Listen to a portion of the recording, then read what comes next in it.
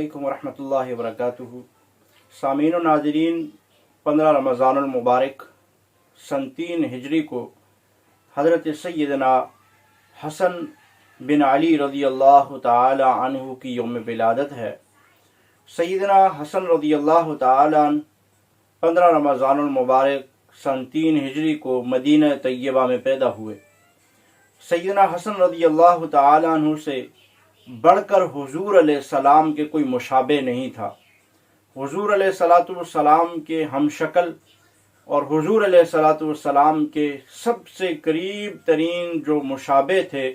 وہ سیدنا حسن ابن علی رضی اللہ تعالی عنہ تھے۔ حضور علیہ السلام اپنے نواسوں سے بہت زیادہ محبت فرمایا کرتے تھے، اور حضرت حسن رضی اللہ تعالی عنہ کو اپنے کندھوں پہ سوار کر کے حضور علیہ السلام باہر گھمایا کرتے تھے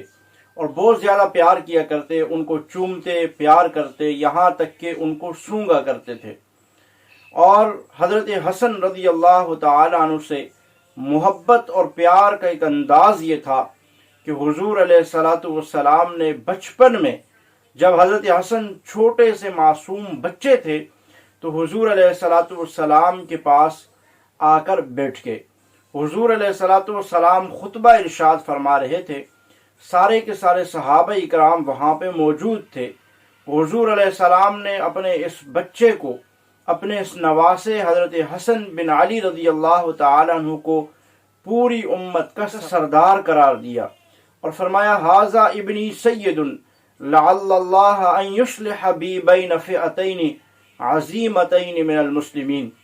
کہ یہ میرا بچہ حسن یہ پوری کی پوری امت کا سردار ہے، اور ایک وقت ایسا آئے گا مسلمانوں کے دو عظیم گروہوں کے درمیان اختلاف پیدا ہو جائے گا، اور پھر وہ اختلاف اتنا بڑھ جائے گا کہ جنگ و جدل اور آپس میں مسلمانوں میں خون بہہ جائے گا اور قتل و قتال ہوگا۔ مسلمانوں کے ان دو عظیم گروہوں کے درمیان جو صلح کروائے گا وہ یہ میرا بچہ حسن ہوگا۔ یہ بخاری شریف کی حدیث ہے، اور دنیا نے دیکھا کہ اپنے نانا کی اس پیشن گوئی کو حضرت حسن رضی اللہ تعالی عنہ نے کس انداز میں پورا کیا کہ جب حضرت سیدنا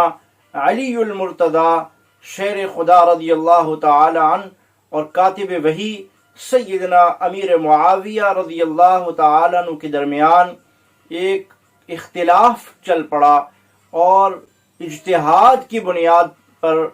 ایک اجتہادی مسئلے پر جب ان کے درمیان ایک اختلاف پیدا ہوا اور اس کی بنیاد پر ان میں لڑائی ہوئی، حضرت حسن رضی اللہ تعالی عنہ نے اپنے نانا کی دی ہوئی اس پیشن گوئی کو اس انداز میں ثابت کیا کہ حضرت حسن رضی اللہ تعالی عنہ نے اپنے زمانہ خلافت میں حضرت علی المرتضی رضی اللہ تعالی عنہ کی شہادت کے بعد حضرت سیدنا امیر معاویہ رضی اللہ تعالی عنہ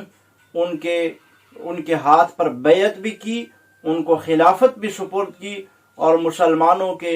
عظیم دو گروہوں کے درمیان جو ایک اختلاف تھا اس اختلاف کو بھی ختم کیا۔ حضرت حسن رضی اللہ تعالی عنہ نے حضرت علی اور حضرت سیدنا معاویہ رضی اللہ تعالی عنہ کے جو دو عظیم مسلمانوں کے گروہ تھے ان کے درمیان پیدا ہونے والے اس اختلاف کو ختم کیا اور صلح کروائی، اور ان کے ہاتھ پر خود بھی بیعت کی، اور اپنے بھائی حضرت حسین رضی اللہ تعالی عنہ سے فرمایا حسین ھذا امامی، یہ میرا بھی امام ہے اور تیرا بھی امام ہے، اور حضرت حسین رضی اللہ تعالی عنہ سے بھی